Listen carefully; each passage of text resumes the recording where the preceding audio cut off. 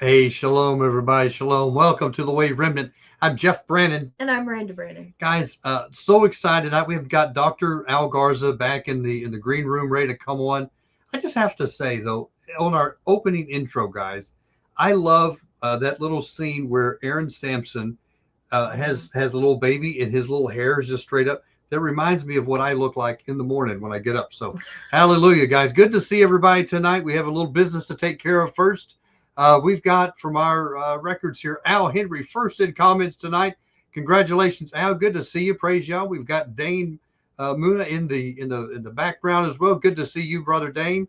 We've got both the Brunsons in the house, under the same house. That's right. Hallelujah. Good to see you. Joe's usually off working and doing stuff. So good to see you, Leno. Praise y'all that you're here tonight. Got Lynn Hobbs all the way from Karnak, Texas, guys. Good to see you, Mom. Good to see you. Hallelujah. Couldn't be the same night without my daughter here. She's also got the wrench by her name, so be careful. Be nice in the comments. She is not afraid to use the band hammer. Hallelujah. But guys, good to see everybody. We want to be real respectful tonight. I know not everybody agrees with everything that we say, and that's okay. We don't probably agree with what you have to say either. So hallelujah. I'm so excited tonight to be able to bring our guest on tonight, and I'm just going to go right on it. So Dr. Garza, very good to see you tonight, brother. Hallelujah. Welcome back to the Way Remnant. Thank you for having me. I appreciate it. It's good to be back. Good to be back. Yeah, well, I tell you what, listen, I really enjoyed our talk last time. It was really great. Eye-opening to me. I have definitely not studied Hebrew nearly as much as you do and have, but I definitely have studied some Hebrew through the Hebrew University. And the things that you brought out were so eye-opening. And listen, I was a good Berean, brother, and I love you, but I'm not going to take you just because you said it, right? I went back and looked at what you had to say. And, wow, very impressed. Very well-rounded things that you presented to us tonight. We're going to talk about something that you mentioned in a comment on a reply that I did to something on YouTube. You said, hey, you'd like to come on and talk about Psalms 110 verse 1. And man, I got very excited. And without very much hesitation, I said, how soon can you come on? And brother, I have to admit, I got so excited, I double booked us. I originally had you booked for this coming Wednesday, but like 2 months ago, I had already booked. We have a guest coming on, Catherine Jones, and she's going to be talking about a book that she had. And I'm like, oh my gosh, I didn't even realize it until we got done with Sukkot. And I'm like, oh, okay, I need to fess up to Dr. Garza. Hey, would you like to come on this Monday, or would you like to come on next Wednesday? And you're like, man, I'm ready to go. What do you? Yeah, I was good either way, and I appreciate that, because either Wednesday or during the week, I'm pretty open. So my schedule kind of fluctuates, and this was a good week, so that was good. Well, brother, we're so excited to have you on. I just want to point out to the audience, guys, if you have any, you want to look up anything that Dr. Garza has, you can go to Dr. Al Garza, algarza.info. And you can find all of his stuff. You can find his YouTube channel. He had 2 channels. You can find both of his YouTube channels there. You can go and find his academia page, which is amazing. You've got a lot of great information out there, all kinds of stuff. And you can even find out about a little bit about your history and stuff. So beautiful website. So thank you. Great place. So what do you have for us tonight, brother? I'm just gonna let you go. Oh, I appreciate it.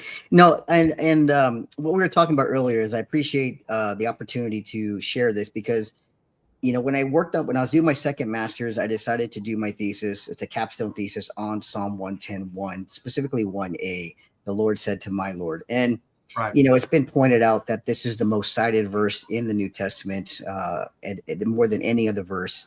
And I think it's for a good reason. And it's also one of the ones I think most people misunderstand and don't correctly interpret or translate based on how it was written, from not just from translate from the Greek, but the Aramaic and as well as the Hebrew.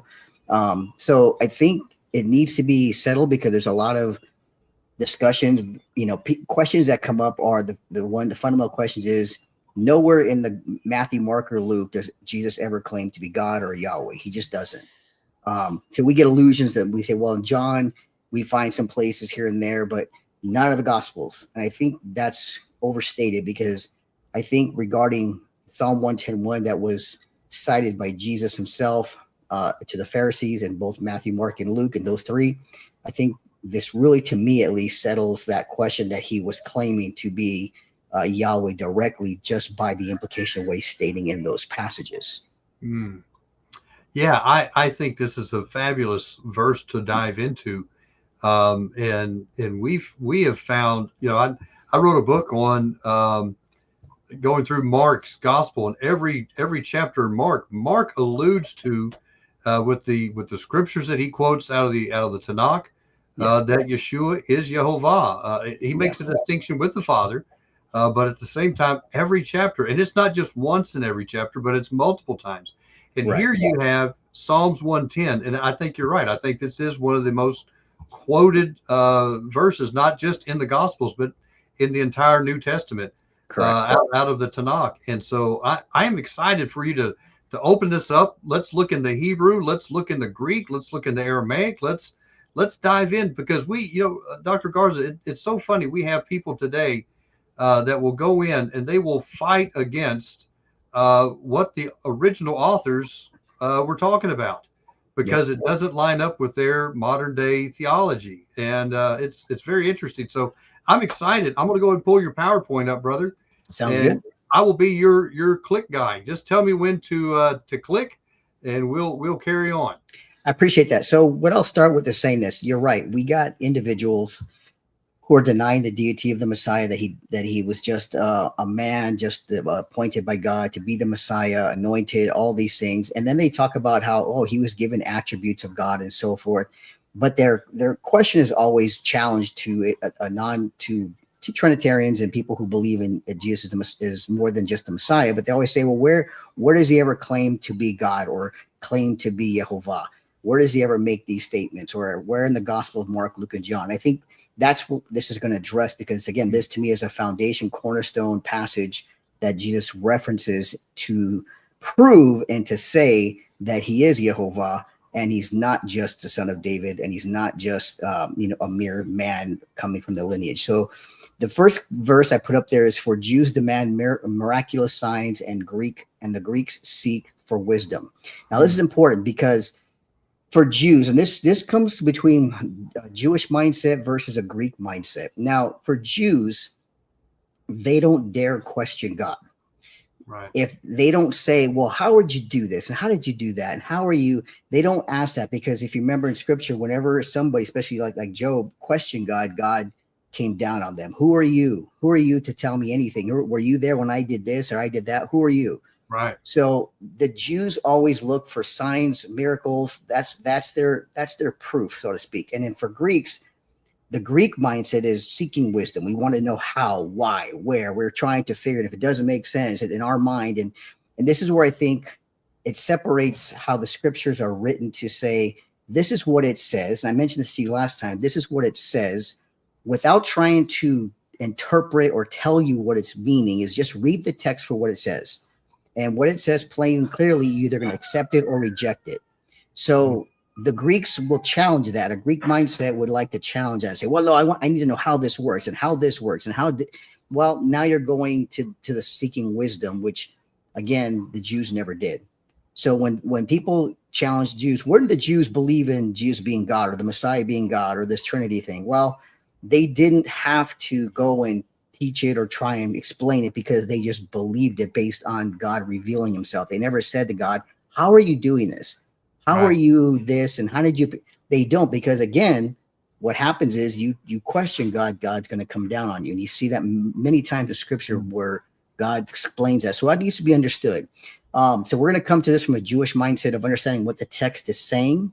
And if you need to clarify, we need to clarify, that's fine. But I'm just going to show you what the text says.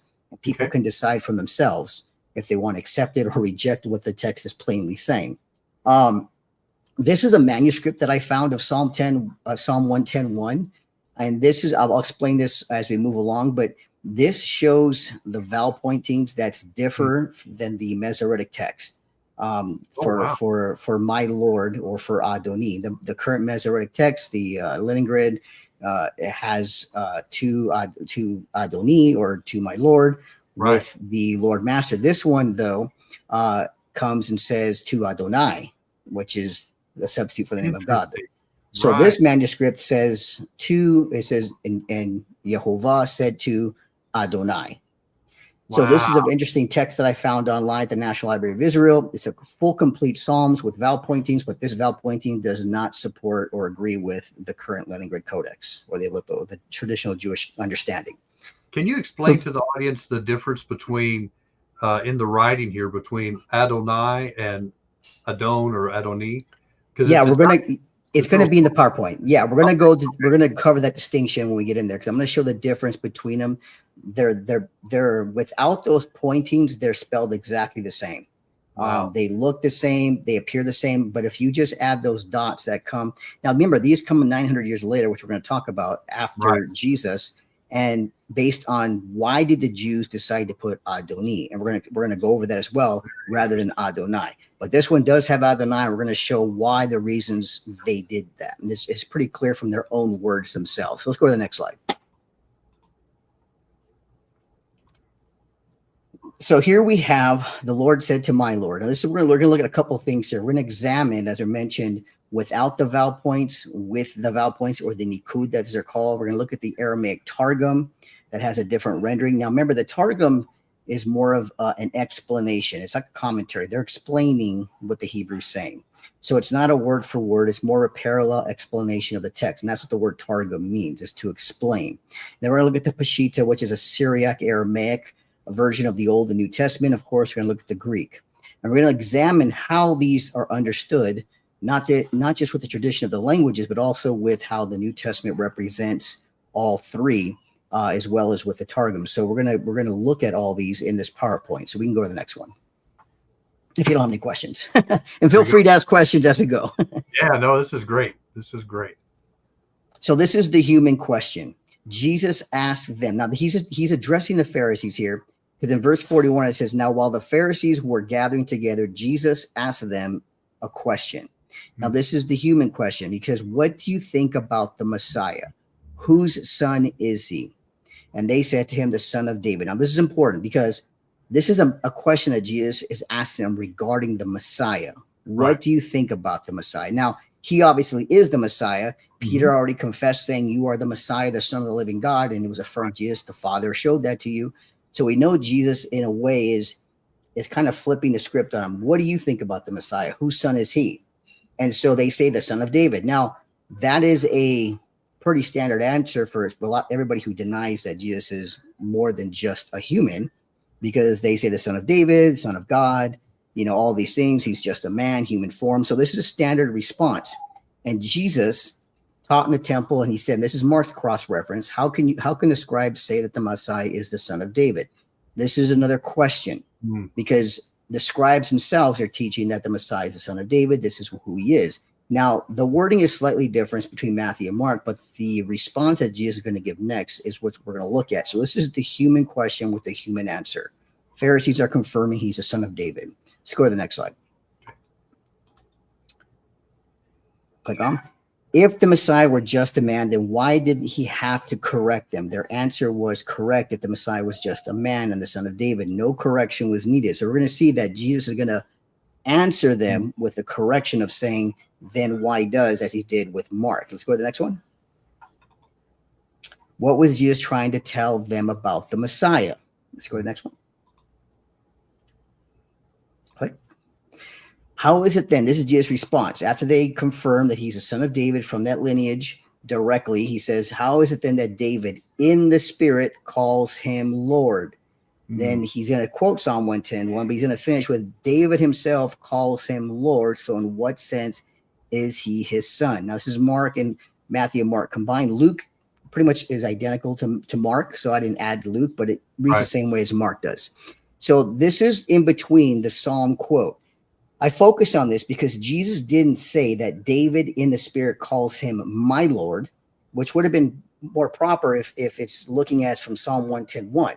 But he said David calls him Lord. And if David calls him Lord, in what sense is he his son? So in other words, if he's just the son of David, then how does David refer to the Messiah or call the Messiah Lord in Psalm 110:1? That is important because, like I said, Jesus did not say my Lord, which would have made more sense if we're looking at the Adoni type of answer. But it says Lord and Lord twice. So we're going to look at that in the Greek right there, as you see, the kurion and the Maria. This is important because that is we're going to look at the grammar here, but it's not a big deal. But the Peshitta uses Maria, which is important because Maria only stands for the divine name, Yehovah, Yod He Vav He, the Tetragrammaton. That is only used for Maria, especially in the book of Psalms. So, and the Greek as well. So let's go to the next one. Can you real quick again for the audience? I know most of the audience is familiar with the like the Leningrad Codex. Most of the audience is real familiar with the Greek Septuagint, and of course our Greek manuscripts that we have for the New Testament. Can you again address what the Peshitta is? Yeah, actually, I believe it should be coming up in the next that has a definition. So let's move. Yeah, so I'm going to get there because I have that in there. Okay. So what is Lord in the book of Psalms? So let's start from here because we're going to talk about the Peshitta, what it is, and the importance of it. But the Greek word that is translated of the Jesus's words, and I don't believe Jesus was speaking obviously Greek at that point. I don't think he was mentioning it. But the Greek word for kurion equals Yahweh or Yehovah. Always Yehovah in the book of Psalms. It is, remember, the book of Psalms from David, and not all of them written from David, but there's 150, and it's addressed always and spoken of either of Yehovah, Adonai, or Elohim, all referring to the God of Israel. Okay. Never does it mention anything else other than those titles in all 150 books. So if you look up the Greek kurion here that Jesus said grammatically, it's always going to be the Tetragrammaton or Yehovah, always. Not Kiriomu or my Lord or Adoni, as some would say. Interesting. And we're going to show this because this is important because remember, Jesus is saying according to David in the Spirit. So the entire book of Psalms for the Greek translation is always Yehovah or Kurios, Kiriou. We're going to look at all the different variations grammatically. It is never used for anyone else in the entire book of Psalms. So click again. Okay. And the Peshitta, which is Maria, equals Yehovah, Yod He Vav He, not Mari, for my Lord as a human master, or for Adonai, my lords. So whenever you see the word Maria, it's always the Tetragrammaton, always referring to Yehovah, always, especially in the book of Psalms. That is always confirmed. If you get the Peshitta, which we'll talk about, look at the book of Psalms. Every time the Tetragrammaton appears as Yehovah, it is always Maria. That is it. And that's what Jesus, the translation in the New Testament that is referring to put the words in Jesus' mouth is Maria, or of course, kurion, which is always Yehovah in the Greek and the Peshitta, always in the book of Psalms. Next. I love how you're using these words always. Yeah, always. Exactly. We're just trying to be real clear here, right? I want to be clear because I know I have people are going to say, well, what about over here? I go, look, Jesus is not talking about anything outside of the book of Psalms and David. So when we're dealing with what he said, David in the Spirit said, he's referring to the Psalms. You've got to know all 150 of how David wrote. And when he didn't, even when he didn't write, it's always this way. It is never any different. Like you say, well, you know, these people are called gods or over here. We're not dealing with that because Jesus is making a point here. He's really making a point with David in the Psalms. Wow. Okay, so let's click the next one. So here's the Peshitta, Syriac Aramaic meaning. It means simple, straightforward, or common version. And it's a standard Bible of the Syriac-speaking church. It is written in classical Syriac, a dialect of Middle Aramaic. Old Testament is regarded 2nd to 3rd century, New Testament 4th to 5th century. So it's simply another translation variation. Sometimes people say it's translated from the Greek or it's different translation, maybe from a Hebrew text. It just depends what scholar you're dealing with. But this is really 2nd, 3rd century Old Testament. So if I look at the book of Psalms, I'm looking at a 2nd to 3rd century Aramaic text regarding Maria, or New Testament 4th, 5th century. So these were, again, Syriac, speaking people with the form of Aramaic, and they would translate and interpret this correctly according to how they understood either the Greek or even the Latin or even an earlier Hebrew text source. So this is where we got to understand is why I'm saying Maria. I'm speaking of the Peshitta. When I'm using the Greek, it's the Greek. And this is, oops, I didn't mean. No, go ahead. That's fine. So the Peshitta, 2nd and 3rd century Old Testament, that means that this is older than the Masoretic text that we are seeing. Oh, yes. Our Bible translate, because that's 900 AD versus 2 to 300 or 1 to 200 and 2 to 100 to 200, 200 to 300 AD. So that's a difference of about 7 to 700. Yeah, 100 years. Yeah, exactly. And even the Septuagint itself is also even earlier. Of course, the Leningrad Codex, the Masoretic text, is going to be almost 1,000 years after Jesus. And we're going to see that. So you can keep clicking for more. We're going to look at a couple things here. We're going to look at the Hebrew Masoretic text here for my Lord, which is Ladoni. We're going to look at Tukidiomu, as the Greek, La Marie, Peshitta, and of course the Memra for the word in the Targum. We're going to be examining it because this is where we have to understand. We have to, as good Bereans, like you said, and people who are searching out and as scholars, we have to examine the languages. We have to examine context. We have to let the text speak for itself. We have to exegete the text, not eisegete. So what I'm trying to say is this is what the text says, how it always reads. So when I'm saying that if anybody, like you're saying, anybody can check this out if they have certain Bible software, they can look. I use Accordance, obviously, and it's more of an academic software. And I'm looking at things, examining, going through Psalm 1:1 all the way down to the last Psalm 150. And I'm trying to find anywhere where these Greek, Aramaic, Hebrew, and even within the Targum, give anything different than what we understand, as I was mentioning before. And that's what we're going to see, that there's no way that Jesus, when he said that David calls him Lord, that he can't be saying anything other than the Tetragrammaton, Yehovah. There's just no way. And then we'll look at Psalm 110:1 is how that relates to that. So let's move forward. So question is, what is Lord in the book of Psalms? Again, the Greek kurion, which always equals Yehovah, not Kidiomu, my Lord. And if you keep clicking a couple more, I'm going to give you different variations from, there you go. So we have different in the book of Psalms. I'm speaking directly into the book of Psalms because that's what Jesus is referring to. David in the Spirit, speaking in the book of Psalms, is using this word kurion, which you can see different variations: nominative, the dative, the vocative, the accusative.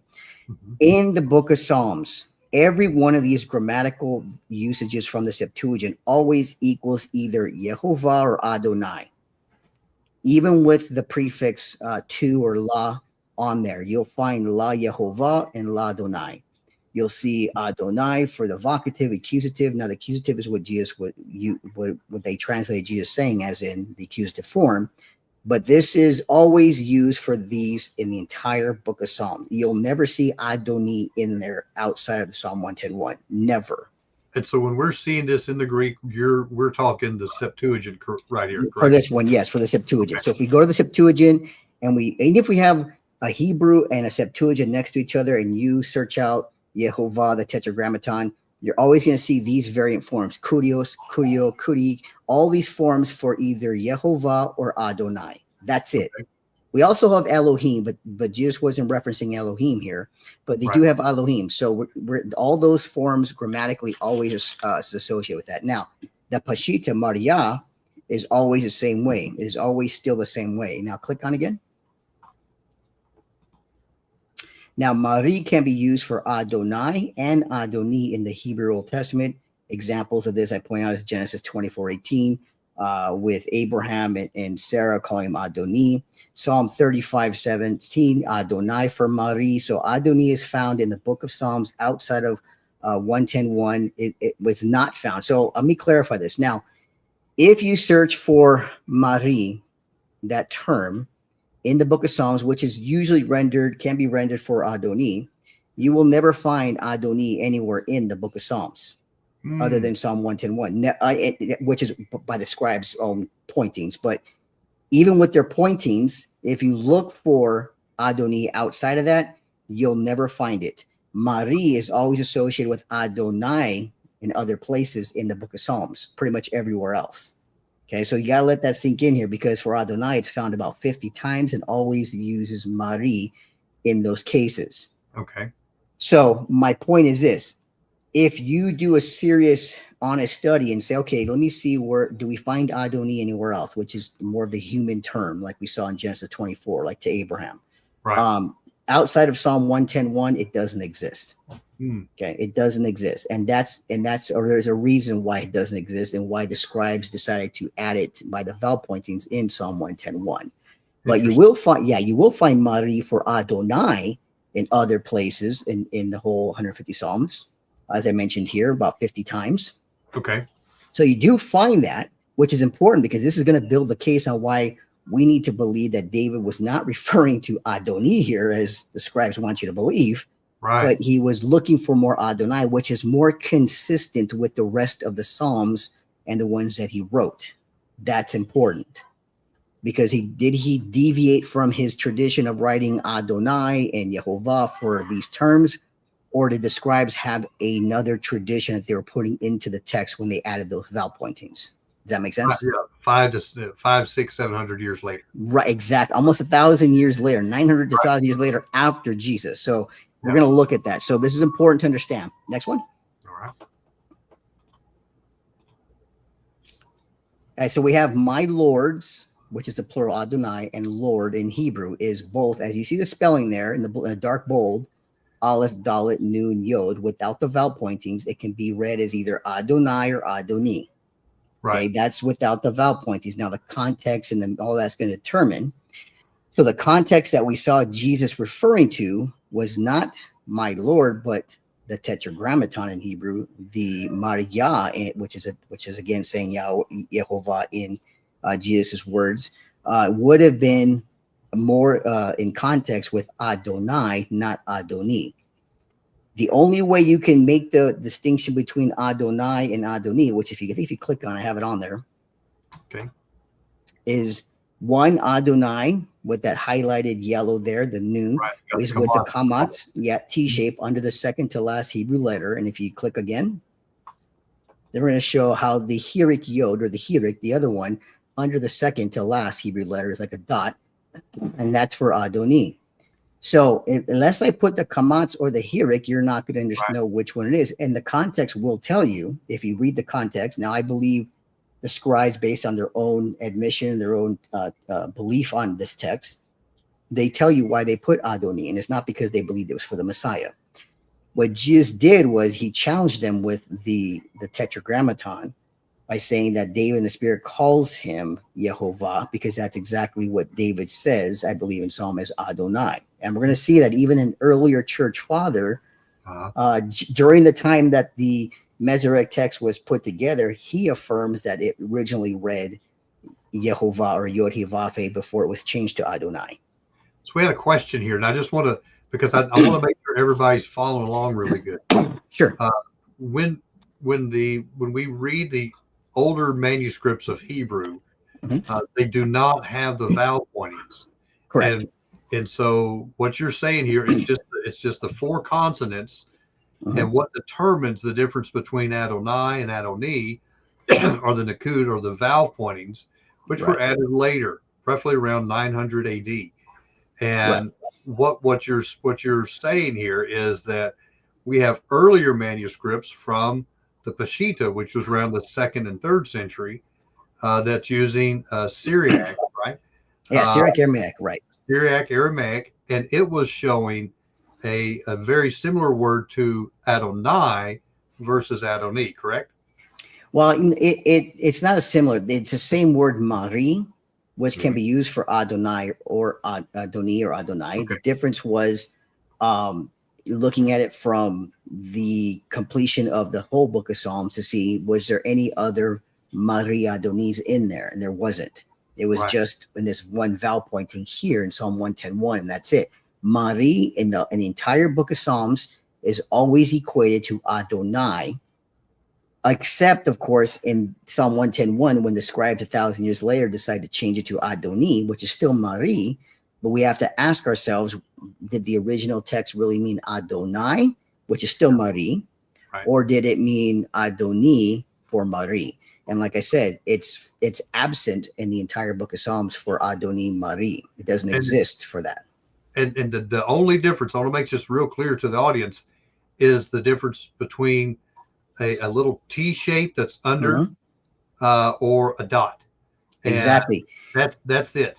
That's it. That is the only difference that tells you if it's speaking of God himself in the plural, my lords, the substitute of the divine name, or a human master lord, as we see with Adoni and we saw in Genesis and so forth. Now, here's the interesting thing.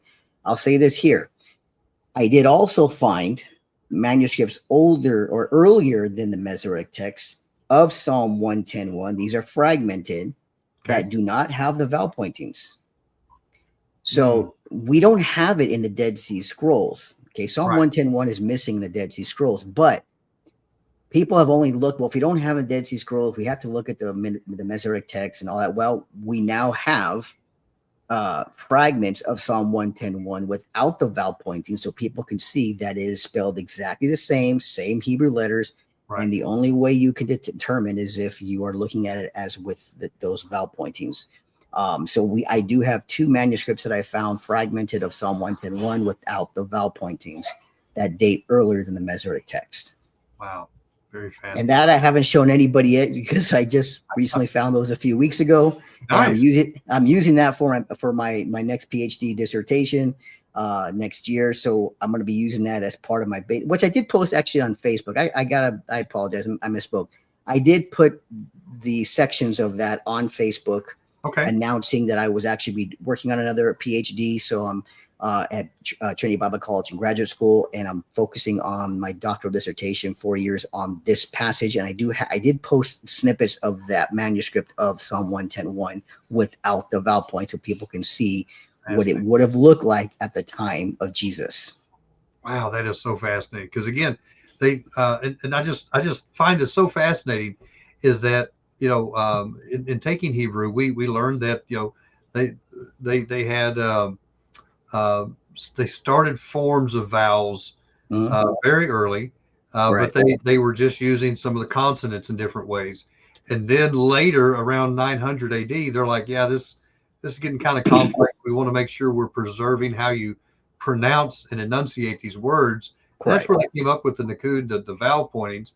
And so they're not bad in themselves, but how easy, Dr. Garza, would it be if you had an axe to grind, let's say around 900 AD, you didn't believe that Jesus is Yehovah, you didn't believe that he was the Messiah, and you wanted to try to discredit him being God. How easy would it be to take this little thing and instead of putting a little dot, or instead of putting a little T shape under this letter, you put a dot. Exactly. And voila, you have now disproven a claim by Yeshua. Exactly. And that is the problem I think most people don't understand, is that we are trying to understand why what was the scribes' motive in doing so. Do they have one, and do they tell us? And they do. We're going to find out, because it's not what we think it is. There's a reason why they put that there. Even though you will not find Adoni anywhere else in the entire 150 Psalms, it doesn't exist in there. It's either Adonai, it's either Yehovah or Elohim, because it's focusing on the Creator himself. So you'll never find Adoni anywhere else in the book of Psalms except for right there. Interesting. Okay. Yep. All right. So let's look at the data for the correct translation interpretation. Adoni outside of Psalm 110:1 is never used or found in the rest of the 150 Psalms. I need to make that clear. It is absent. Okay, it doesn't exist with the little hierarch yod in there. It doesn't exist. So let's click it one more time. Adonai is found over 15 times, including the Greek translation to Kiriomu, to my Lord, and the Hebrew Ladonai, to my Lord.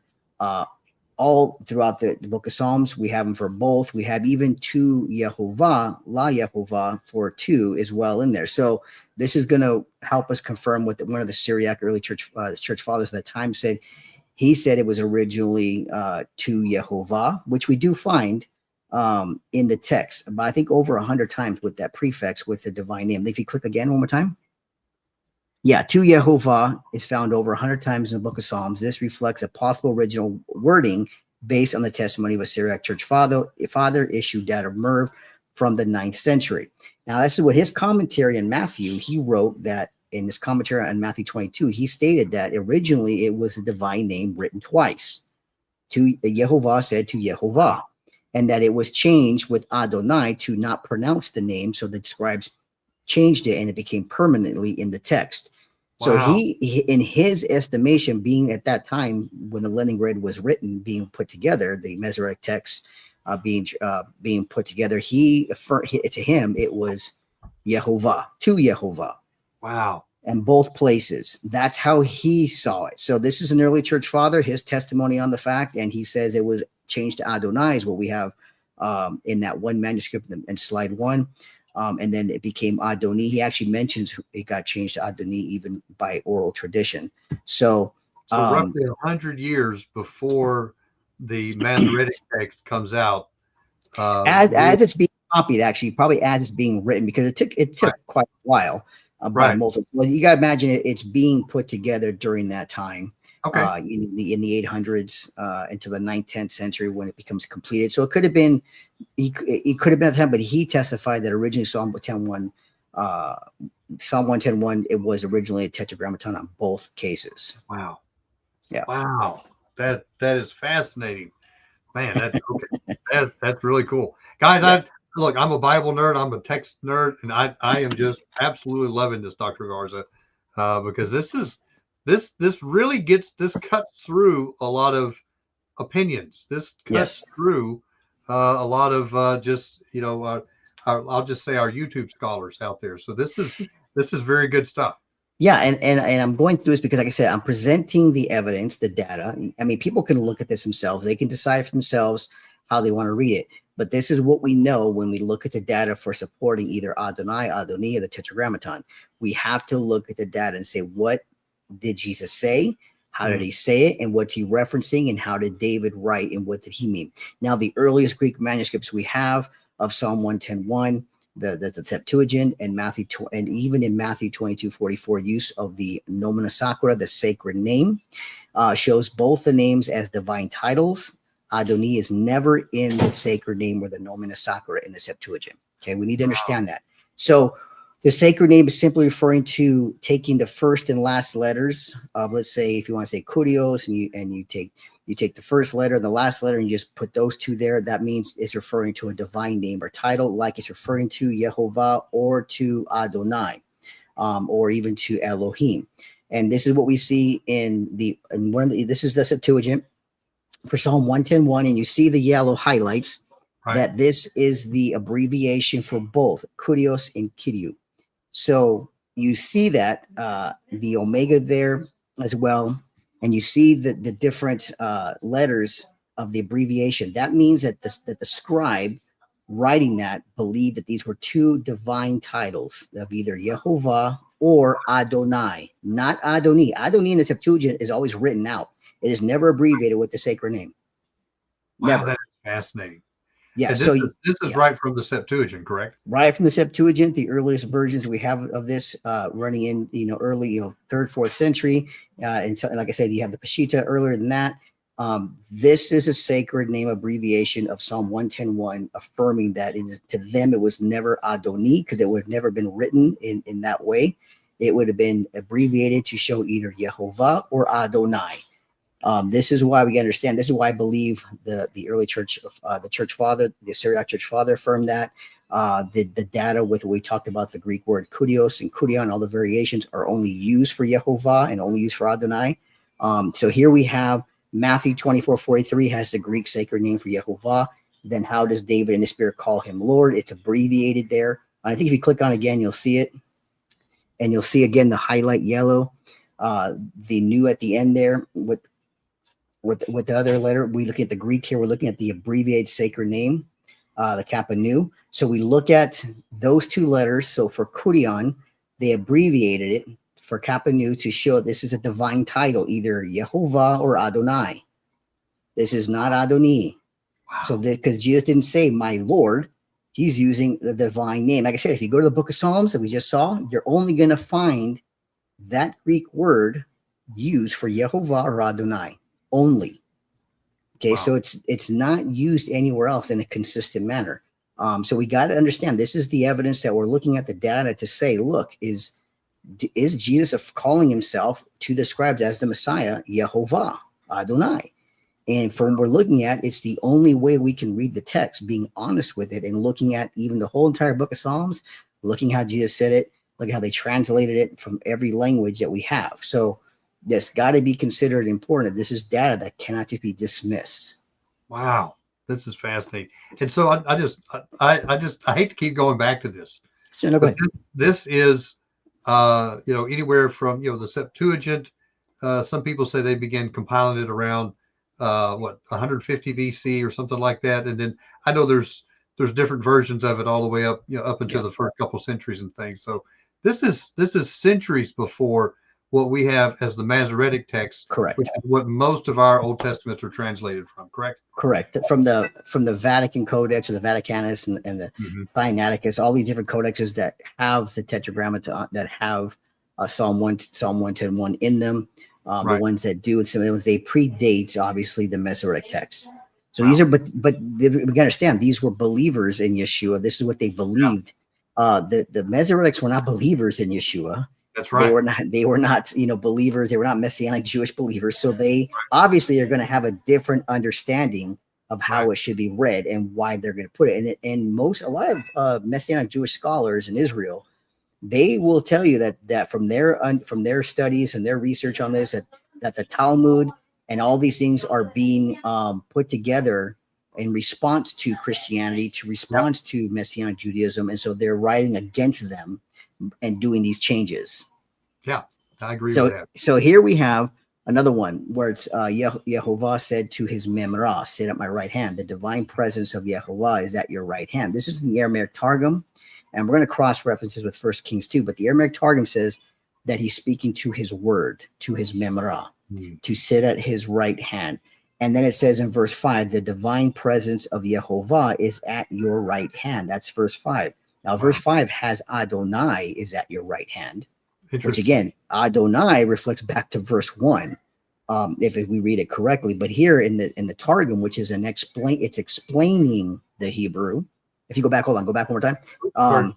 No problem. This is verse 5, but I want to go back to the other one. Yeah. So the Targum explains that verse 5, which is Adonai, says the divine presence of Yehovah is at your right hand. So the Adonai is the divine presence of Yehovah who's at the right hand. That's the explanation of the Targum. So it's important because here he's speaking to his word. Now we know who the word is all throughout, from John's gospel to the first letter of John, the Old. We know that the Memrah, the word, the Logos, the Devad is what John 1:1 is telling us. Now you can go ahead. All right. Yeah. Yeah. So here we have Psalm 110:5 affirms the divine name of Yehovah or Adonai in verse 1 by using the Greek, again, the sacred name, the nomen sacra Adonai in the Hebrew, and Yehovah in the Aramaic Targum. The Lord is at your right hand, or Yehovah is at your right hand. This is how we understand. This is, again, putting the pieces together, looking at the bigger picture. And here we have the Greek with the sacred name, with the sacred name and Adonai in yellow, and of course in the Targum, the divine presence of which is the Yehovah is at your right hand. So so these are the different variations showing that this is not an Adoni. This cannot be a human master or Lord. So again, we have to understand that this is what we're looking at, and we have to see that this is consistent with the rest of Psalms, with the languages behind it, and even how the Christian writers and even to some point the Jewish Targums and all that, they confirm all this. Brother, I'm telling you, when you really break this down and look at it, especially now looking at verse 5 compared it to verse 1, there's just no question about it. Yeah. Wow. And I can't wait to get into your thoughts on why these things have been changed. But this is making a very, I just want to say, an airtight case. Yeah. If you go back and look at the languages, and just see what they're putting again, and then the Targums, those were. Can you just throw that out? Yeah, the Targums are an explanation. They're like a commentary, what we would call a commentary today. They're explaining what the Hebrew is trying to say. It's a very loose type of translation, but even the word targum itself, which is found in the Hebrew Bible, I have another PowerPoint that deals with, it's found that it means to explain. That's how it's translated. The targum mean to explain something. So it's trying to explain what the Hebrew means. So it's kind of giving you a commentary in translation as a loose one. So that's what the targum is. Gotcha. And these the targums were written roughly around what year? Well, there's an oral targum during the time of the time of Jesus that Paul was even references into Timothy's letter. So there's an oral tradition to that would have been. Now, whether there is one written down, that's debatable. It comes later on that we have targums being composed right before the Middle Ages or the medieval period, early on. But oral tradition, when we look at Paul, he actually orally references the targum tradition of Exodus, which is found in our current targums that we have. So we know there was a tradition being passed down regarding how to understand certain passages in the Hebrew. And you believe, I believe as well, but you believe that John was referencing this in John 1:1, talking about that Yeshua was the Memra. He was the Word. Right? Yeah, I believe that was in the mind of John, dealing with the Devarim. Now, the early church father that we mentioned, the issue that Merv, the Syriac Hebrew, Syriac Aramaic, and he also had, he comments on both the Hebrew and the Syriac. He said John, he actually references John as having the Hebrew Bereshit versus the Aramaic. Okay. So he cites that John wrote his in Hebrew. But with in mind, of course, of what we understand from Devarim and the Memra, the Jewish tradition of the explanation, or what we would know as a commentary. Wow. So it's kind of both. Okay. Definitely would have been in John's mind, even writing it in Hebrew, reflecting back to how they understood the Devarim or the Memra being used as Yehovah himself. Very good. I just want to be real accurate with this because, brother, what I have found is that sometimes when we talk, people will grab a little bit of something and they'll just take off with it in a certain direction, and they'll leave the reality of of the facts. And I think that's why we have like over 40,000 denominations in Christianity as well. So I hate to kind of keep going back over some of these things, but I want people to understand the significance and how this is just locking everything together. With this Psalms 110, it's amazing. Now, when you said that brought me in mind. See, this is where people will say, untrained, and I gotta say untrained people who are not trained in academia or in the languages, and so if they'll look at Jesus's words when he said David in the Spirit called the Messiah Kurion, which is the root word for kurios. They'll say, well, that word just could mean Lord and Master, and it could mean this, so it doesn't really. And they take a definition of a word and they try to use that to define the meaning or the context, rather than looking at why Jesus said it and going to the book of Psalms and say, do we find that in the book of Psalms? Is that word used for Adonai as Lord and Master for human? Because he's citing David. And if you don't go to David himself in the Psalms to see where you find that Greek word, it's only used for the Tetragrammaton or Adonai. So Jesus is literally saying that the Messiah, David called the Messiah Yehovah or Adonai, most likely Yehovah, because that's where it's found in that specific case. But it can go either way, never for Adonai. That's the point. So he could not have said Adonai, my Lord, because it's a singular form of kurios, not my Lord. Wow. Very good. Very good. Okay. So why Adonai? Okay. Correct. Adonai. The scribe 900 years after Jesus was following Jewish tradition. Jewish tradition said that Psalm 110:1 was about either Abraham or David, a human master or Lord. They did not originally affirm the Messiah in Psalm 110:1. And I put this in my master's thesis, affirming that they, in the earliest tradition within the Talmud, talking earlier to different rabbis, affirming that either they believed it was speaking of David or Abraham, or that it's referring to even Hezekiah at some point. They did not hold the messianic tradition of that text early on. Now, later on, a few hundred years later, they started to say, well, maybe it's about David or Abraham and the Messiah, or David and the Messiah. It could be, but earliest tradition to refute the Christians was this is about Hezekiah or David or Abraham. Therefore, it is Adonai, not the Messiah. Right.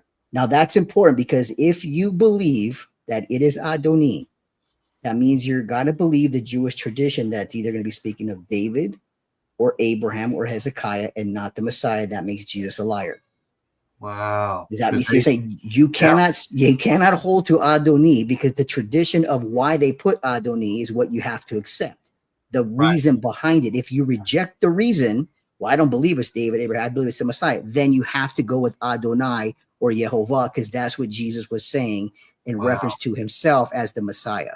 Because they are telling you, we're putting Adoni because we don't believe it's about the Messiah. We think it's either David, Abraham, or Hezekiah, and it could be a combination of other things.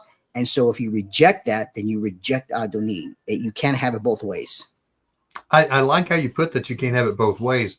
I've been running across some different messianic believers, brother, that are very excited to see, an idea of Yeshua all the way throughout, being spoken of in the Tanakh in the Old Testament. But I have seen some people today, brother, that will go as far as saying, well, Mark says this about him. Here we see Matthew saying this about him.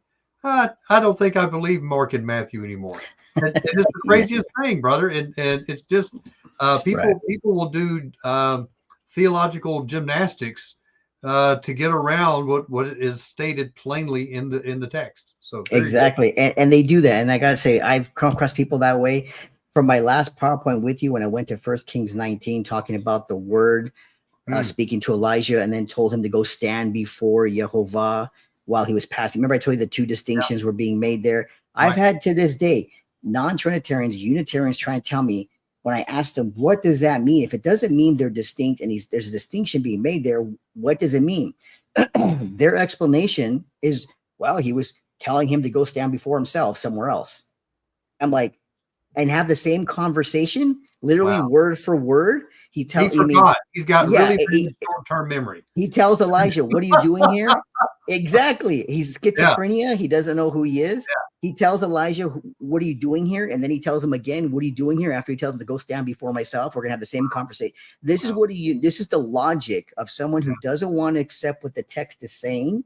And they have to be very creative to twist that and say, well, the only explanation is he's talking about himself again to go stand before himself.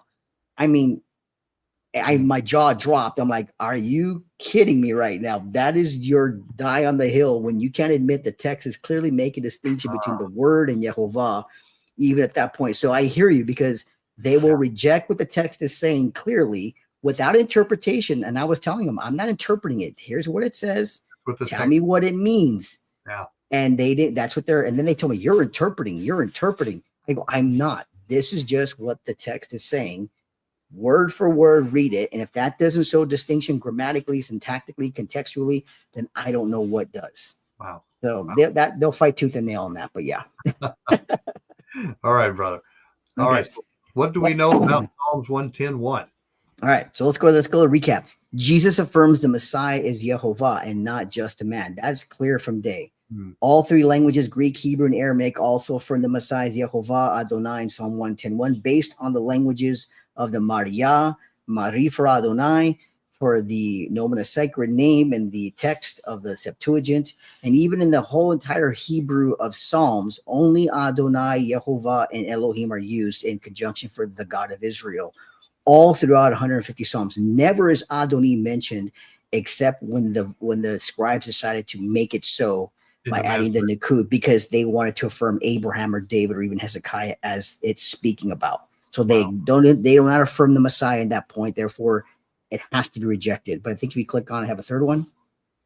An early Syrian church father also affirms that Psalm 110:1 originally read Yehovah and was changed to Adonai. And that's important because he was there just before it was completed or before it was completed and put down. You have the Aleppo and oral traditions and other texts, but he affirms that his position was that it was originally Yehovah, then to Adonai, and then changed later to Adoni. That is fascinating. So originally it read Yehovah, said to Yehovah. Right. La Yehovah. And we find in Psalms La Yehovah over 100 times. We find La Adonai, a number of times, including in the Greek to Kidiomu in there, exactly how it reads in the Greek, without the nomen secra. Wow. Very good. Very good. And then nowhere in the book of Psalms do we find Adonai outside of Psalm 110:1. Only Yehovah and Adonai. For those kurios, kurio, all the different variation forms of the grammatical structure, whether it's in the dative, in the accusative, or the vocative, it's all, or the nominative, it's all for either one of those two throughout the whole 150 Psalms. Never for Adonai outside of 110:1, if you want to believe the scribes. So it's a consistent theme of David to speak of the God of Israel as Adonai, Yehovah, and Elohim, all throughout the Psalms, specifically with the kurios root word for Adonai and Yehovah in the Greek, always. So we have this consistent thing. We've got to say the data does not support Adonai in that one place because a Jewish scribe decided to put a vowel point that changes it. Yeah, he changed the kamat to a dot.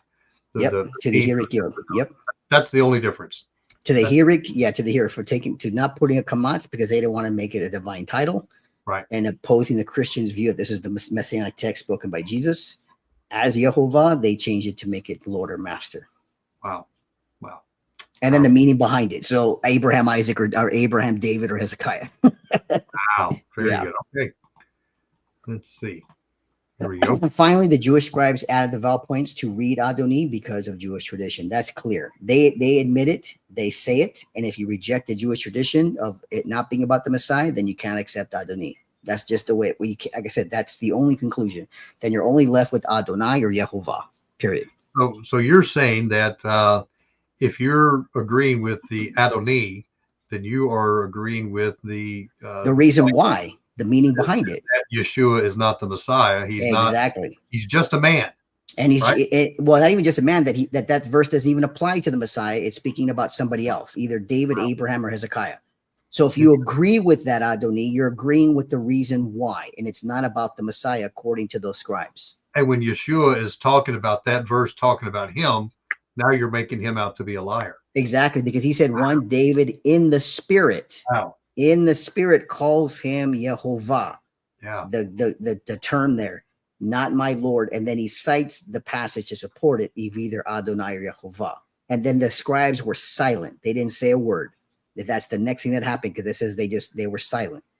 They did not answer him. It says, and then that day on, they did not ask him another question. So that's why I'm saying if it was Adonai, which is put in 900 to 1,000 years later, they tell you we only put that because it wasn't about the Messiah. It's either Abraham, David, or Hezekiah. So if you reject that, then you cannot have Adonai. You can't.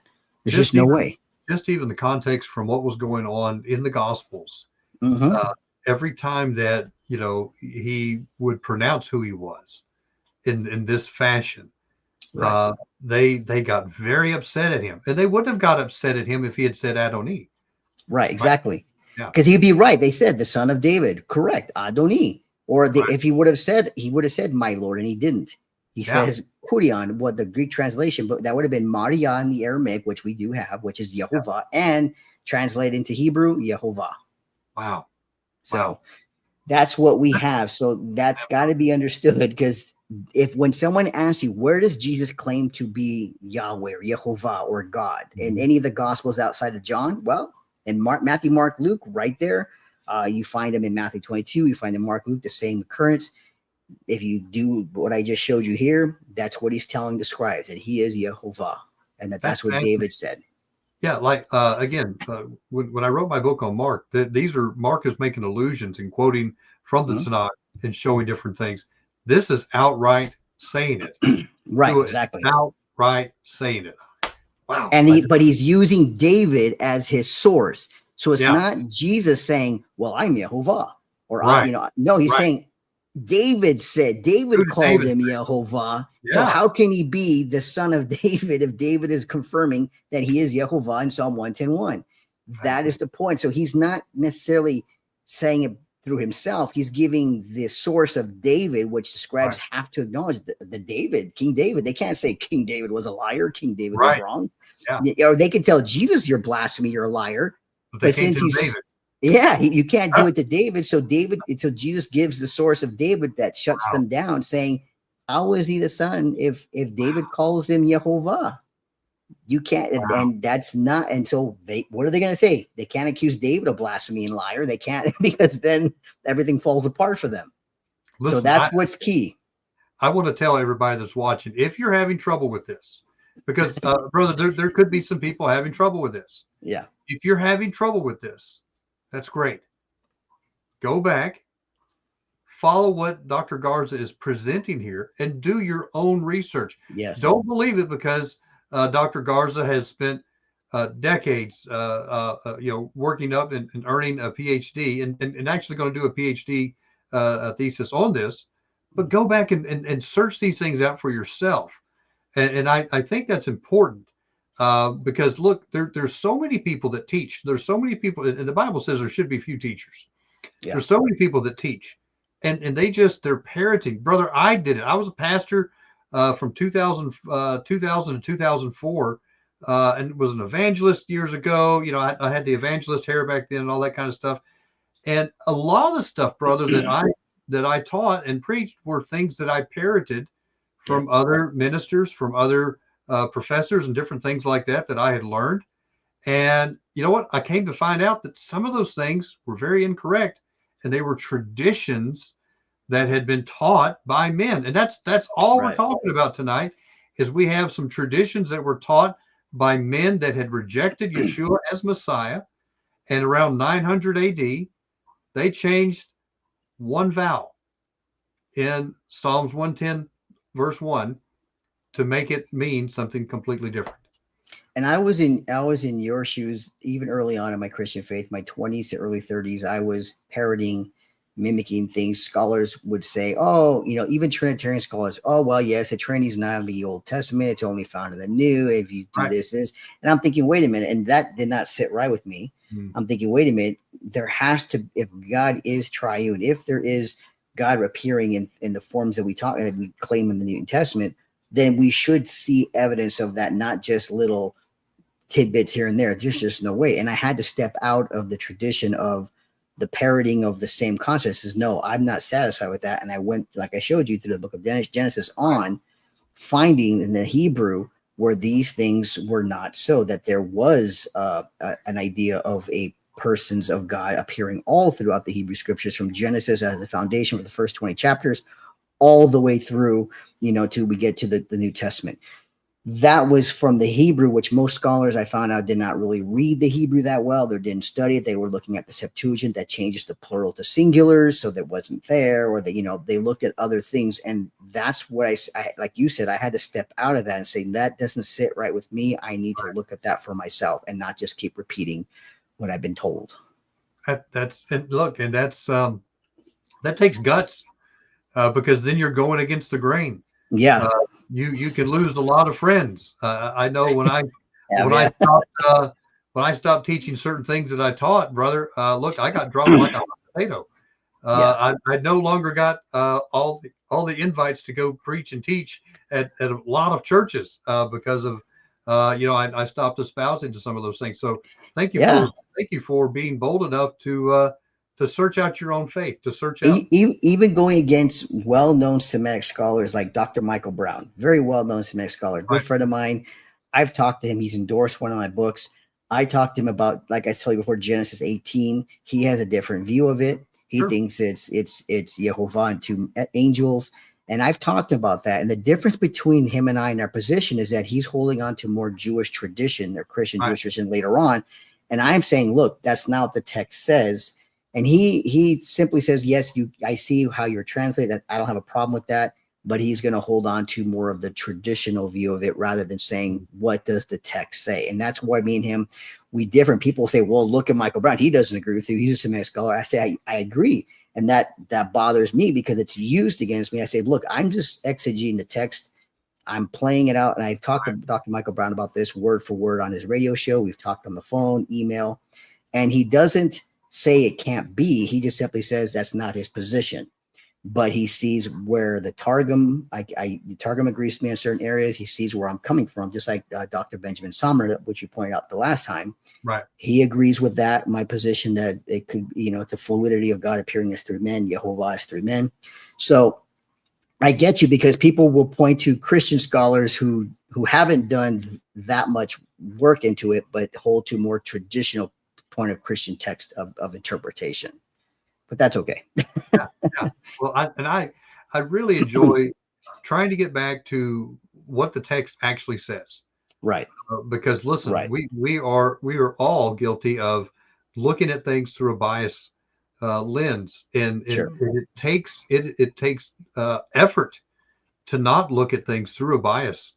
Yes. And I'm loving what you're doing here, because you're actually going back and look, you've opened up the Greek, you've opened up the Hebrew, the Aramaic, and the Syriac. You've opened up all these different witnesses to this Yeah.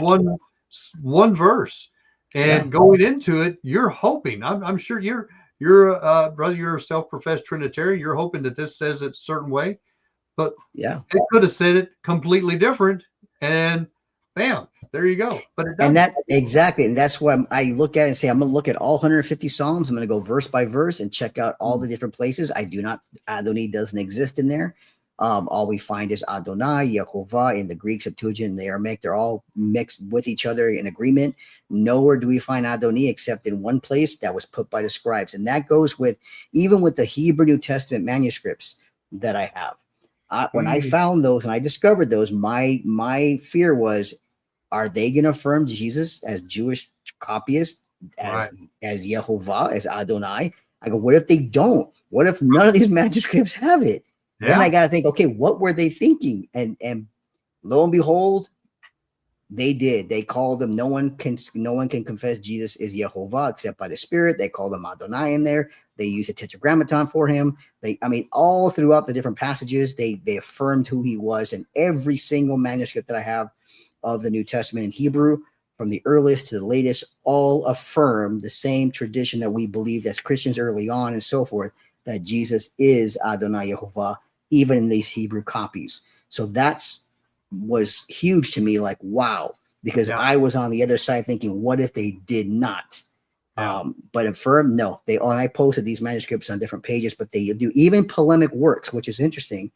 Polemic works, which was Jews writing against other Jewish believers who believed in Yeshua, Jesus as a Messiah. And their polemic works, they accuse these Jewish believers as believing in Hebrew heretical books, which is the Gospels and New Testament in Hebrew.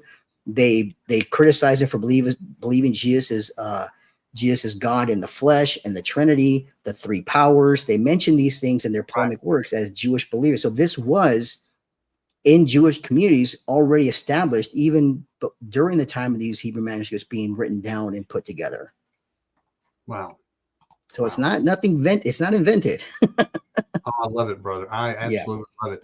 I know that we have Project Truth Ministries come on our program, and they've been doing a lot of study into the Cochin Hebrew Gospels, and I can't remember. I was trying to pull it up real quick, but I know in Matthew 7 in the Cochin where it talks about Yeshua says, not everyone that says to me, Lord, Lord. If I remember right now, and I'll try to look this up while we're doing this program, but I believe it's in the Hebrew. It goes, not everyone says unto me, and when it goes to say Lord, Lord, it actually switches to that Aramaic form that I believe it's either Mari or Maria, and I'll look that up while we're talking. But all of these Hebrew New Testament documents seem to point that Yeshua is Yehovah. It's very fascinating. Yeah, another Hebrew manuscript I have, I gotta get the name off the top of my head. It's one of the first ones I'm looking at, has Adonai. So it uses the Adonai, which is Mari. Mari is Adonai as well. Right.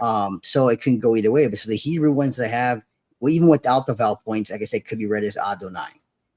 So like I said, these manuscripts, but even in some of the clearest ones of First Corinthians, no one can say Jesus is Lord, or in this case, Yehovah or Adonai or Ahadon.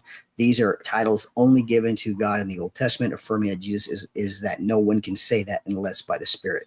So Mari is what it says. Mari, which is Adonai as well. It can be used that way. And we have Hebrew manuscripts that I have as Adonai with the vowel pointings. Yeah, I'm finding it more and more compelling, brother, that the New Testament is saying that he is Yehovah all the way through. We have just been kind of kind of brainwashed into another thing just because it's written in Greek. So very interesting. All right, brother. Exactly. I've been kind of rabbiting here for you. Okay. Not a problem. This is more of the conclusion. Now that we've looked at the Psalms, we've looked at the words of Jesus claiming to be Yehovah through the mouth of David. We look at other things that we have to now consider, that Yehovah God has come in the flesh, other verses to confirm what we call the incarnation, which if you pull up, if you click on, we have 1 John 1, which everyone knows the word was with God or next to God, and that's in the Hebrew, and the word was God. He was with God in the beginning. The word became flesh. All things were created by him and through him. Philippians is, people, I think, undercut the Philippians that Messiah Jesus was existing in the form of God, taking the form of a servant, the same Greek word for morphe there, and being found in the fashion as a human. So these words form twice, as he was in the form of God, taking the form of a servant. Now, the Hebrew word for servant, as well as in the Greek, always displays a servant as being something of obedient or in worship or obedience to someone else. So, of course, when Jesus speaks about the Father, the Creator, or God, he's speaking this as the servant Messiah, what he became, a servant to the Father. Therefore, everything was given to the Father. So that's why Jesus said, I can do nothing of my own accord except what the Father shows me. But he says, I and the Father, we are one. But he's obedient to the Father. This is what people forget, because they like to point to the human side, the human side of Jesus. Oh, Jesus said he has a God. He has it. Well, yes, he became a servant. The servant Messiah is going to have a God, because that's a human form, fashion, but he existed in the form of God prior. Yep. And he took the form, same word, of a servant, being fashioned as a man. Therefore, he's going to have the same things that we have. That's why he said he could be tempted as we were, but not sin. He can call the Father God. He can call, reference as his God, because he's speaking as the Messiah, the servant, the one who, look up the word in Greek and Hebrew. It's being a servant or obedient and total subjection to somebody else. And that's what Jesus was. He emptied himself of that form that he had as God, became a form of a servant. And that's why we see him making those claims about between him and God relationship that people point to, but they ignore all the other deifications of him saying, I'm Lord of the Sabbath, or I'm all the different areas of Lord of the Sabbath, and greater than the temple has come, and I'm here, and all these illusions and all these things that they understood him saying that he was more than just the son of David. Even we just saw here in Matthew 22, where he directly references David as being the Messiah, Yehovah. So here we have John 8, same thing. I, Jesus, have come down from heaven to do the will of my Father. So he had come down from heaven. He was in heaven, which is Philippians. And of course, the second man referring to Jesus is God from heaven. We have a Hebrew manuscript that reads that way. The second man, who is God. It uses the word Elohim, from heaven in that manuscript. So we have a Hebrew manuscript that affirms it. We have Hebrew manuscripts that affirm everything we've talked about, as well as in these passages, I have come down from heaven. He became a servant. These are incarnation. These are passages where we show Jesus speaks himself in the human way and is in the divine way, because he existed prior. So, yeah. I tell you, brother, it is such a slam dunk for what you're presenting here tonight. And I'll be honest, when you first mentioned Psalms 110, verse 1, I immediately went to the Masoretic text, brother. I'm like, okay, what are we going to be talking about? Because in the Masoretic text it says Yehovah, then it says Adoni, or Adon, depending on which Bible software. But very interesting tonight, and yeah. So, and I like something. One of our listeners here, Karen C, says he does say he comes in the name of the Father. So it's obvious that messianic verses is Yeshua, because inside the word, the very Hebrew word Yeshua is the name of Yehovah. Right, so, exactly. Yehovah delivers and saves. Yes, and he says, "I have come down from heaven to do the will of my Father." Yeah, beautiful. Now here's the interesting thing. I want to point this out, because many people, Unitarians mainly, like to advocate the word Father. Oh, God the Father, God's only one person, God the Father, God the Father. And here's the interesting part. And again, this is go back to just doing your diligent research. How many times is the word Father used in the Hebrew Bible directed towards God? Do you have any idea? I think it's 2 or 3. Is that right?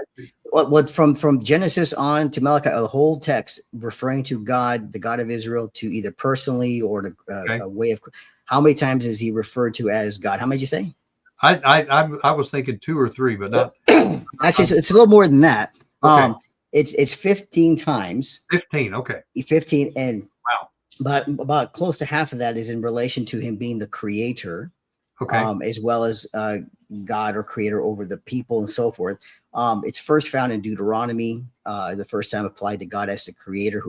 He is our father, which that word in Hebrew, avi or av, the root word simply refers to the originator or creator of life, someone who gave life. He's not talking literal father like the Mormons would believe, or someone where if father becomes, no, he's saying, I gave you life. I am your father. I'm your, see, because father in English is very abstract. Right. It's very abstract. Concrete Hebrew means originator, the creator of life. So when they reference the father, Avi, it's in reference to being the creator. This is why in Isaiah, the Messiah is called Aviad, the originator of eternity, the creator of eternity. He's given the title Avi, father, because the word in ancient Semitic Hebrew references as the originator, the creator of life. So it's not you have 15 times that he's referenced that way, and it's not in every book of the Bible. Therefore, he's always only referenced as Yehovah, Adonai, or Elohim. And that is it, or El, even El, the singular form. But again, it is not, Avi is not his given name, like a lot of Unitarians say, well, he's a father. Right. That's not how he was understood from the Hebrew scriptures. Yeah. Unless you're talking to him as a creator, yes, but not as a person like you would say Yehovah or Adonai, or even Elohim. Are you saying, I'm just curious, because I've had some people come on before and talk about this from a couple different ways. Are you suggesting that every time that we see Yehovah, most people normally think of the Father, but it's not specifically saying it 15 times it's saying that that's the Father, but you're saying that it could be referring to the Son, correct? It could. Well, it's referring to the person of. See, here's the thing: the word Father, again, as it's used, it's not even in connection with Yehovah. It's used in like, let me give an example here, and I'll show you a place where we have it. First time Deuteronomy, is he not your father? It's basically your creator, originator, who created you. So Avecha in Hebrew simply means, is he not your creator, your originator? Who created you? Who created you? So it's speaking about Yehovah, but again, this word father is applied also to the Messiah. So when you're saying Yehovah, let me put it this way. I recently put out a paper. Remember the golden calf in Exodus, right? Where they formed a golden calf. Okay. That golden calf represented Yehovah. Right. That single, because Aaron said, we will give a feast to Yehovah. Right. And that golden calf represented, because in ancient Semitic times, the calf, represented a specific deity or even gods, that gods would be hammered. So what do the people of Israel say? These are our Elohim. These are our gods. Right. What is it? It's a single golden calf representing Yehovah, but yet it is the plural Elohim that they are worshiping. And Aaron says, we will make a feast. So they weren't committing idolatry. What they were doing is the second commandment of saying, you created an idol for Yehovah, which you should not have done, a graven image, which you should not have done. But you're still using that to identify Yehovah as an object. Wow. So the Yehovah is used singularly as representing the image, but the persons is plural, as in those gods, as in Elohim, plural. These are your Elohim, or these are your God. So the understanding of singular plural existed in ancient Hebrew Israelite mind, that a single object like the golden calf that represents Yehovah is also Elohim, the plural, because that's what's been revealed to them as the word, the messenger we talked about before, in Yehovah himself. And that's why they use it as a plural. They were not committing idolatry by saying foreign gods, because Aaron made it clear that this represented Yahweh, who they were going to, Yehovah, because they were going to make a feast to him the next day. And that this golden calf represented Yehovah, singular, but yet it was the plural Elohim they were saying, led us out of the land of Egypt. Very interesting. So that's what the ancient Semitic people, they understood the singular plural usages of what it meant to be singular Yehovah and plural Elohim as the persons being revealed. And this is clear from we get from Genesis on to Exodus, as I mentioned. That is understood. It is not foreign to them. Someone say, well, it's foreign. How do they understand? No, they understood it even when they created that golden calf as Yehovah, as Elohim, the persons who led them out of Egypt, the gods, so to speak, in that respect. I really enjoyed when you were on last time how you brought up not only that you have said, Dr. Al Garza has said, but also Dr. Nehemiah Gordon has said, the original literal understanding of Elohim and Adonai are they are God, they are Lord. I find that very fascinating.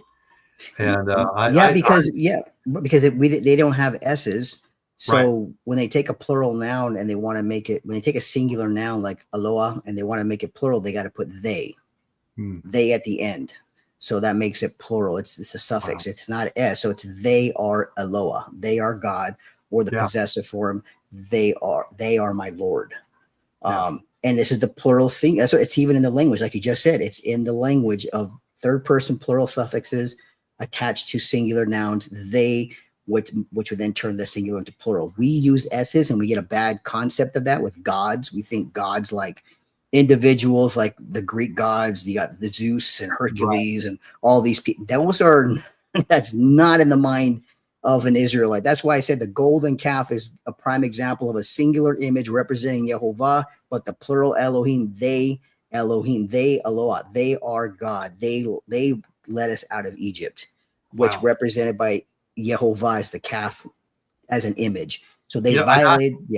I have not heard that tonight until you brought that out tonight. Here's another point, brother, that I love you. And I'm going to go back and take what you just said. I'm going to go back and look it up. I'm going to go back and be a good Berean. Yes. And say, wow, because you know what? That I've always thought of it. They were committing idolatry. They come down, Moses, they're on their honeymoon night, and there they go. They're breaking the commandments. And, Moses, I love the Mel Brooks version better than Cecil B. DeMille. He comes down with 3 tablets and he drops one of them. But, but this, it's fascinating because you're saying it's not that they were committing idolatry. They were making a graven image. Right, because remember, that's what Aaron says, that now after they create it, we will have a feast to Yehovah. To Yehovah. Yeah, it wasn't to these foreign gods. It was because this represented Yehovah, which is a violation of the second commandment. Do not make any graven images of, because in ancient Israel, and whether the Uritic and the Canaanites, a calf and would have a strength, vitality represented, and it did represent gods and encapsulating that image. So they came out of Egypt, understanding even in Egypt the calf, how it represented. They had forests. They had different gods. And like in Canaanite culture, they had Bashan, which was represented by bulls. So so this represented Yehovah, because that's what Aaron said. Tomorrow we feast to Yehovah. That image they created so they can have an image of Yehovah there for them, but it was the plural Elohim that led them out of Egypt. Even God said when he told Moses, you better go down, because they have created this image, and they are saying these are their Elohim that they created. So even he said, you better go down, because this is what they're doing. They're creating this image of a calf. This was a violation of the second commandment that he given Moses. Do not make any graven images. This was not foreign gods, because this is not Aaron. Aaron said clearly this was Yehovah that they're going to feast to as the image of the calf. And again, that was one of the main things that Yah told them over and over. Don't worship me. Don't take on the ways of the pagan to worship me. How did the pagans worship them? Their gods? Well, with this golden calf was their supreme creating images in him and all this. And this is why just the next chapter over, if you remember from last time, the next 2 chapters over, God speaks to Moses as his persons, his faces that he will send form, and that no one can see my persons. Again, God is speaking of his plural persons who have gone out, who they cannot see and live. So it goes back to them understanding the singular and plural forms of Yehovah to Elohim and Adonai. That's why it fits perfectly that this is the triune appearing, but from Genesis on, and we see even through Exodus, where even God affirming his persons that appeared. And we find that all throughout Genesis. Wow, fascinating, brother. All right, I'm gonna get you back over here to your. Let's go to the next slide. Okay, so we also have First Kings, the translation, but will God indeed dwell on the earth? It's rhetorical. It's affirming, yes. Behold, the heaven and the heavens of heavens cannot contain you. How much less this house I have built. Again, this is from go to the next passage from Solomon. For the Targum reads, for who has supposed and who has imagined that in truth Yehovah has desired to cause his divine presence to dwell among the children of men and who dwell on the earth. It's explaining First Kings in Hebrew as saying that where it says, but will God indeed dwell on the earth? Or it says, would it not Yehovah has desired to cause his divine presence, which we saw earlier in the other passage, to dwell among the children of men who dwell on the earth? Behold, the heavens of the heavens are not able to contain the glory, how much less this house which I have built. So even the Aramaic Targum giving you explain, this is his divine presence that will dwell on the earth. This is God's desire that he will dwell with man, his divine presence, which we know as the Word who became flesh, the one who exists in the form of God and took on the form of a servant, who we just mentioned all of Jesus, who I have come down from heaven. He was with the Father from the beginning of creation, even in the prayer with the glory he had with him. The divine presence is going to dwell. This is how the Targum interpreted it. So will God dwell on the earth? Yes, it's rhetorical. And it's Yehovah has desired to cause his divine presence to dwell among the children. Wow.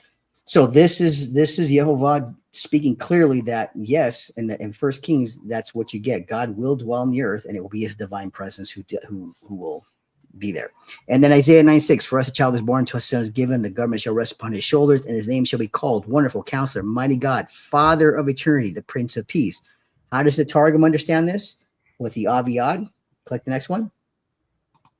We have, for unto us a child is born, to us a son is given, and he shall accept the Torah upon himself to keep it, and his name is called from before the world, Wonderful Counselor, Mighty God, who lives forever, the Messiah, in whose days of peace shall increase upon us.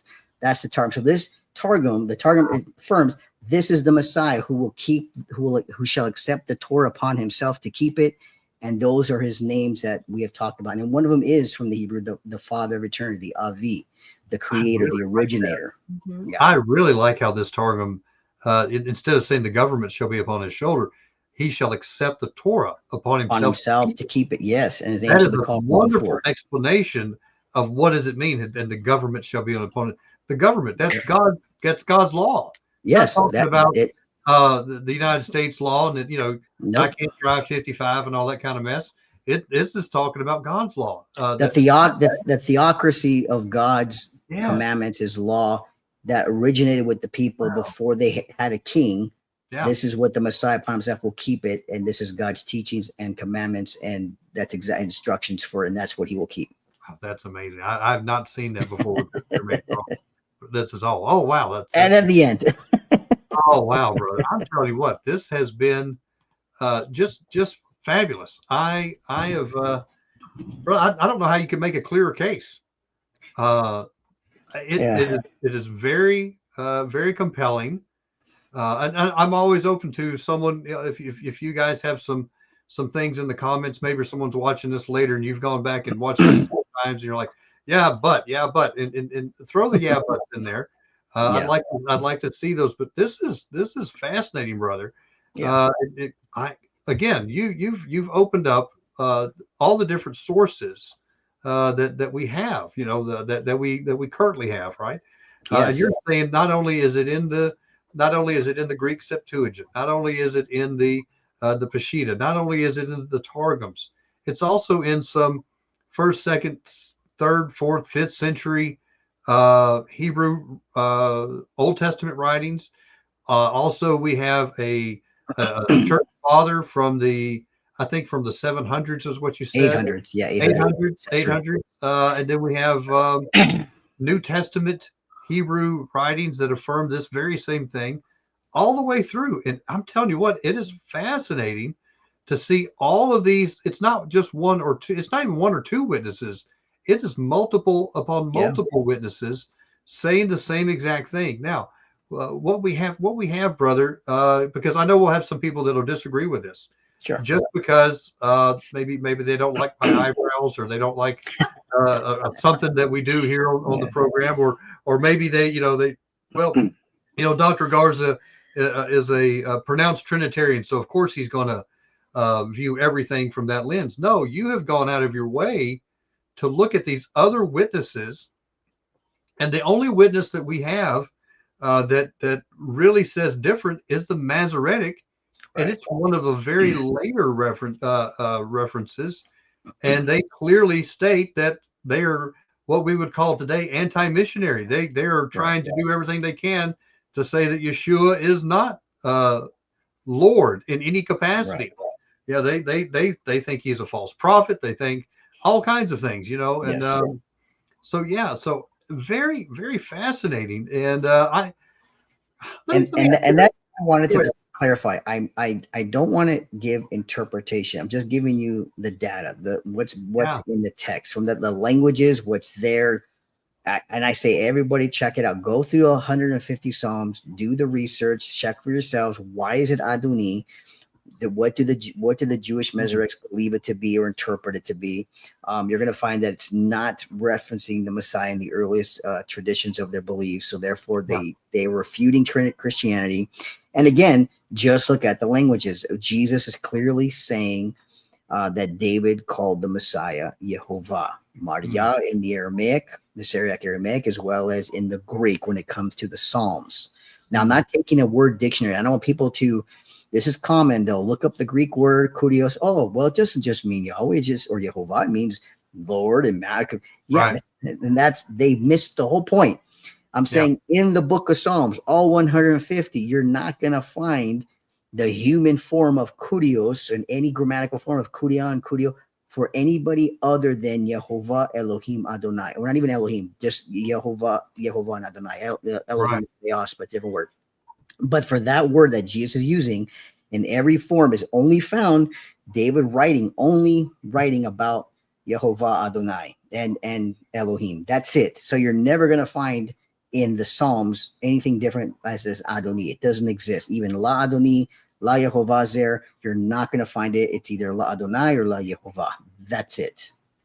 Do you have any recommendations? Because we probably have a lot of people watching us that are not on the PhD track and trying to really do a deep dive.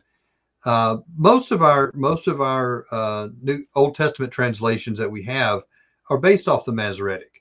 Do you recommend any particular translation that a viewer might be able to watching and say, hey, I'd like to read something that's not the Masoretic? Are there some Old Testament translations that are readily available to people that would be maybe out of a different thing? Yeah, I mean, to be honest with you, the only one that I actually had any decency for a translation that kept more of the Jewish context is the New Jerusalem version. Okay. It keeps all of the Hebrew names in there. It uses the Tetragrammaton. It uses Adonai in there. Now, if you look up certain passages in whether in Psalms, it's going to let me pull it up here, because sometimes certain translations still follow it. Now, this one doesn't say. This one does use the capital L and then the small ORD, which is reference for Adonai.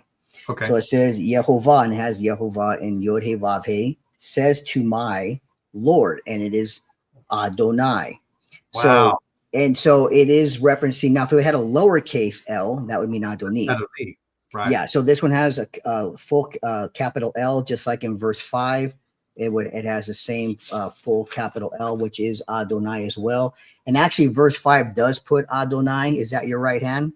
In verse 5, but in the very first one, it uses Lord capital L, which represents Adonai. They just didn't write it in there. So they didn't write small L either, but they recognized that this is debatable among scholars. Right. Now, people have called in and said, why are you using the capital L? That's not for Adoni. You need to change the lowercase L, because they're following the Masoretic tradition. And like I said, if you want to follow that tradition, Granted, go ahead, but it is not about the Messiah. You're going to have to reject the true meaning of the text as if you're going to keep the Jewish tradition.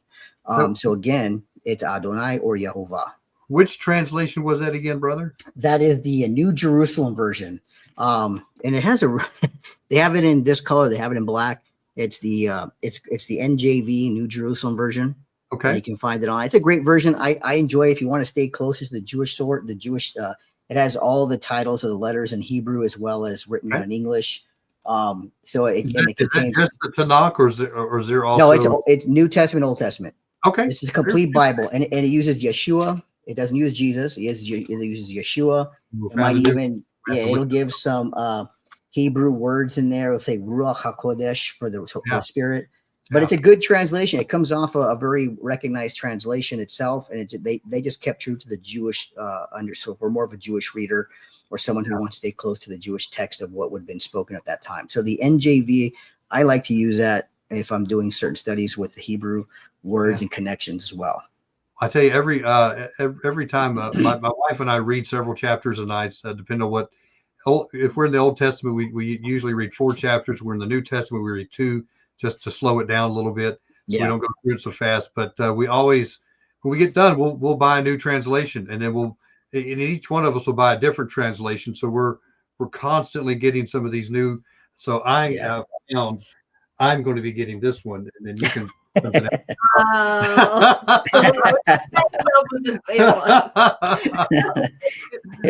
translation as far as I said, keeping closer to the Jewish meanings and words. Yeah, I like that. Well, brother, I'm telling you what, this has been to me a very compelling case. I would encourage our brothers and sisters that are watching this, even if you agree with all of it, which I'm right on the surface, brother. I'm there. I'm still going to go back and watch this again, so I can really fine tune and really dive into this for myself, because that we look. When I stand before Yah, I can't say, well, Dr. Garza said exactly.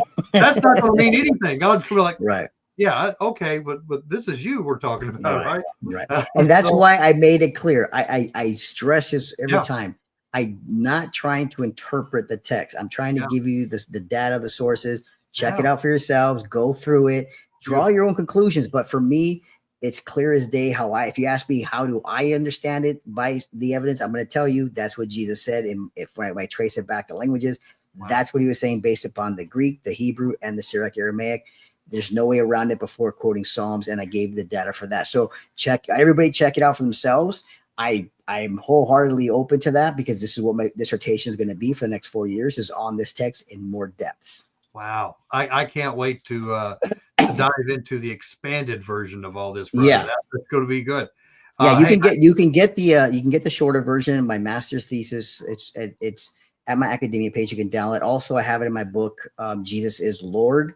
Okay. Part of my master's thesis is in there. That's one that Dr. Brown endorsed when I presented him with my master's thesis. So you can find those for free. It's a condensed version, but it's going to be obviously my next PhD will be a very 300 or 400 pages on this very topic. Wow, fascinating. I just love that. Dr. Garza, thank you so much for coming on tonight. This has been such a blessing. Every time you come on, you just present things so clearly, and you back things up, and I love it. And you're not going to, this scholar says this. You're going to the source, which makes all the difference in the world to me. And I'm very excited about it. I hope that we'll have you back on soon. And this, man, I'm telling you what, this was as soon as we get done with this tonight, I'm rewinding and going right back and watching this again, because it's such a compelling case. Yeah. And I thank you for having me and giving me the opportunity to present it as well. I appreciate that, because like I said, this is going to be my next 4 years of doing research on this, but I have other things. I'm still going to do the translation. I'm still going through Acts, but most of my time will be doing this for my next 4 years. But yeah, I appreciate you guys letting me come up and present it as that way. I appreciate it. Thank you so much, guys. Go check out Dr. Garza's info page, dralgarza.info. All of his two YouTube sites are there. His academia site, you can find all of his books. You can find all kinds of information. And listen, this is a wealth of information that's here tonight. Guys, go back, share this out. share this this video out. And look, Dr. Garza, thank you so much from the bottom of my heart. This has been just wonderful. Thank you for your time taking out with us tonight, and we look forward to having you back on very soon. Thank you both. I appreciate it. Blessings. Thank you. All right, brother. Hang on just 1 second. We're going to close out the program, and I'll be right back with you, brother. You got it. Thank you. Miranda, that was so good. Yes. You were quiet tonight. I was. You're just soaking things in. I was. I tell you what, it was so good, guys. Listen, go back and watch this tonight. Watch this again, guys, and be a good Berean. Don't believe it just because somebody has a doctorate. Listen, that's a lot of study, a lot of work to go into to get a doctorate. But even Dr. Garza said, I've had to go outside of what fellow PhD holders have said to go back to these original sources and break from tradition and looking at some of these things. Yeah. Be that brave, guys. Be that brave. Thank you, Al, for being honest. Al says April Lockhart was first in comments earlier. So YouTube had taken her comment off. So thank you for being honest about that, brother. We will give a double first comments out tonight for you being so honest. But guys, listen, we appreciate each and every one of you. Thank you, guys. It's been wonderful. We look forward to Wednesday night. We're going to be having Catherine Kate Jones on talking about her book, and she's a friend with Janice Baca. She has a very similar story of what happened on their at the wedding on the real Mount Sinai. So I look forward to that, guys. Watch us Wednesday night at 8 p.m. We'll see you guys that time. But we love you guys. Thank you for tuning in tonight, and we will see you guys later. Shalom, shalom. Bye. Bye.